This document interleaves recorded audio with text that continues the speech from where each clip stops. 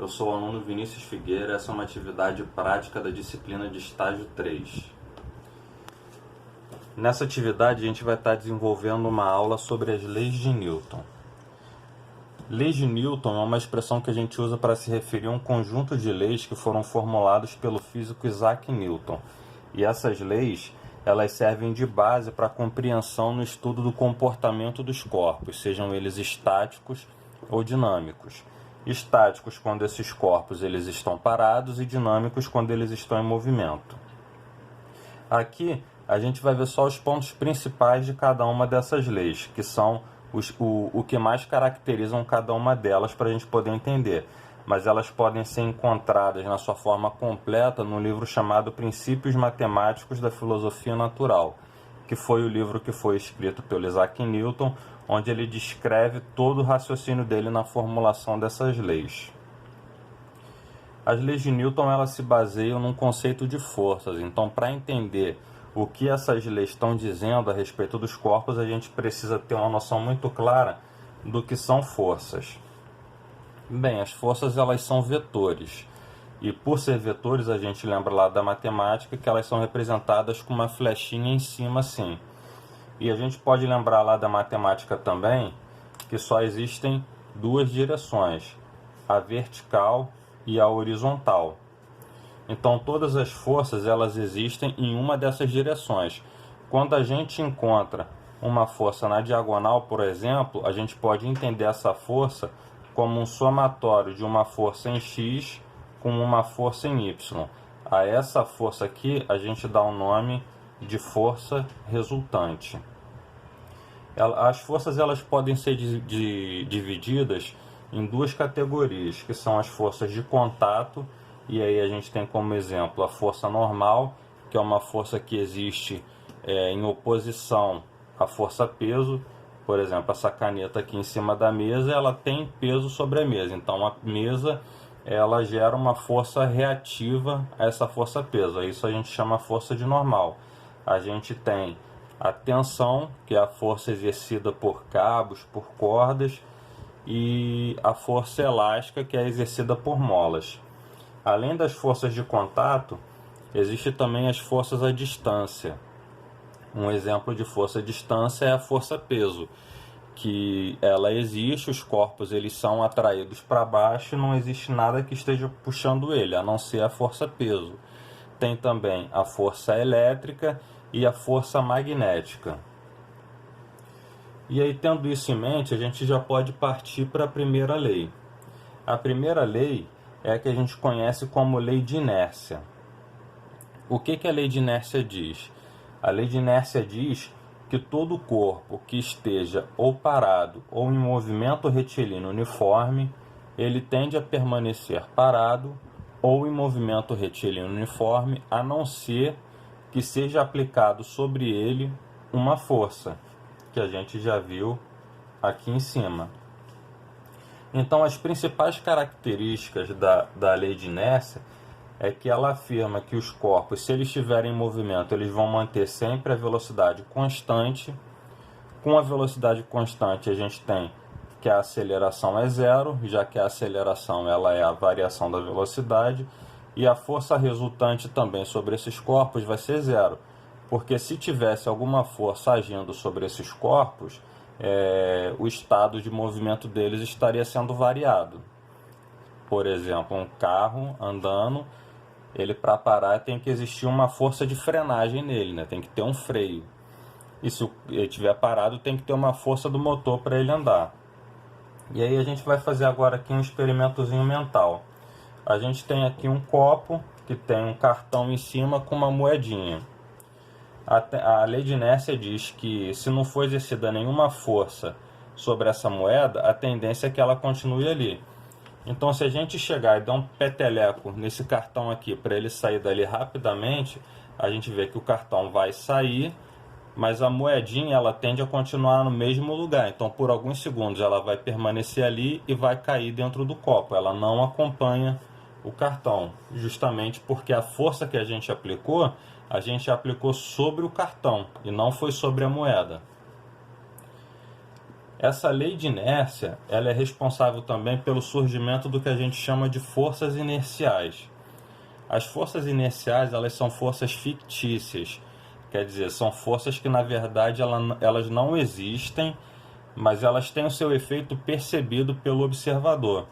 Um exemplo é quando a gente está dentro de um carro em uma curva, que o carro está fazendo a curva, e a gente sente que o nosso corpo vai sendo arremessado para fora da curva. A gente sente aquela pressão no nosso corpo. A essa força a gente dá o nome de força centrífuga. É uma força que não existe, não tem nada que esteja exercendo essa força sobre o nosso corpo, mas a gente tem o efeito dela percebido. A isso a gente chama de força inercial. E nessa situação da curva também tem uma coisa interessante para a gente falar, que eu desenhei aqui essa flechinha representando a velocidade do carro, mas essa velocidade ela é linear. E a curva, ela não é linear. Então aqui, o que acontece? Por que o carro ele faz a curva? Porque a velocidade dele, ela vai alterando de sentido. Por isso é que o carro faz a curva. E aí quer dizer, a gente falou que o estado do carro ele só muda se uma força estiver sendo aplicada sobre ele. Então, como é que essa velocidade aqui está alterando a direção dela, fazendo o carro virar? É porque existe alguma coisa aqui que está puxando esse carro para dentro.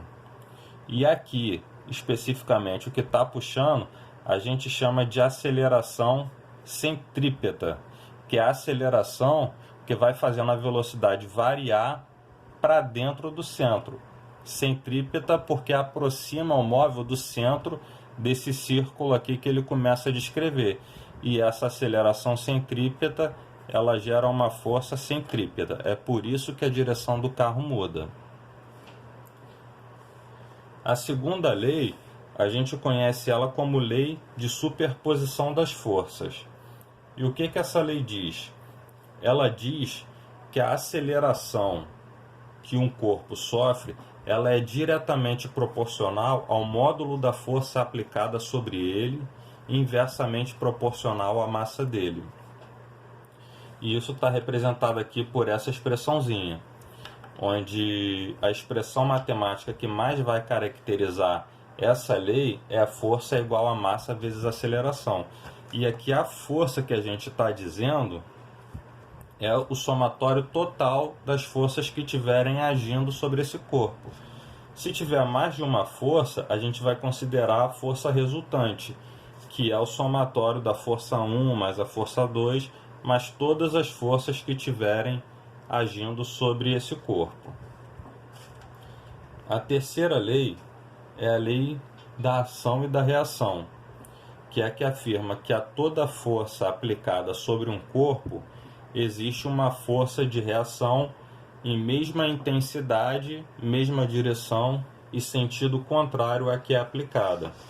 A gente tem aqui como exemplo uma caixa em cima de uma mesa, por exemplo, e a caixa empurra a mesa com a força peso. A mesa empurra a caixa de volta com a força normal.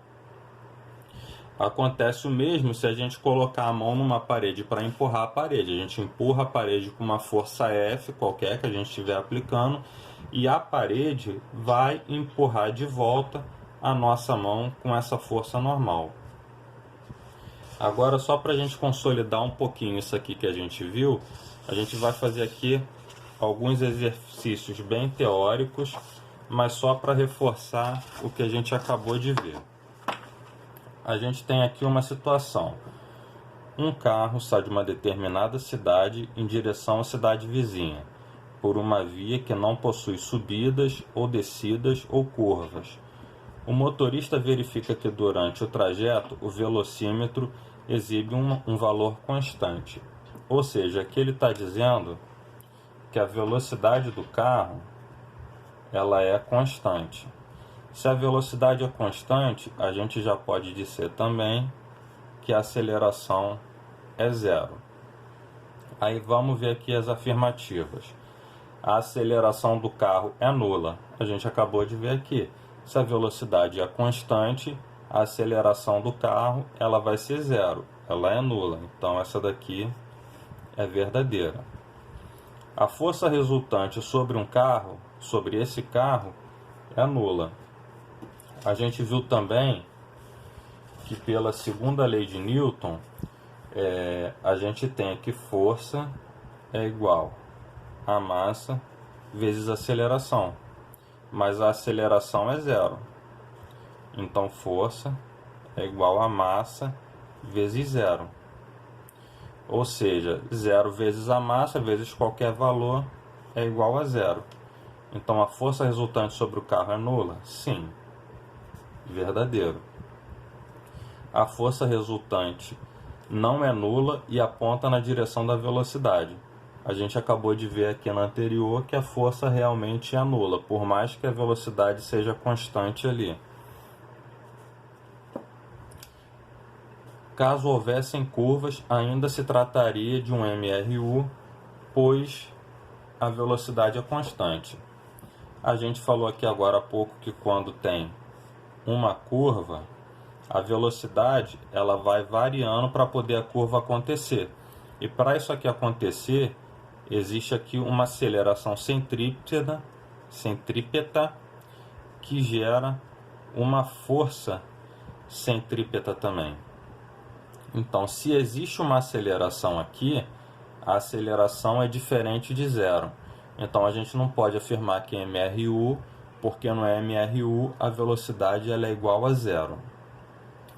Então, caso houvessem curvas, ainda se trataria de um MRU, pois a velocidade é constante. Verdadeiro?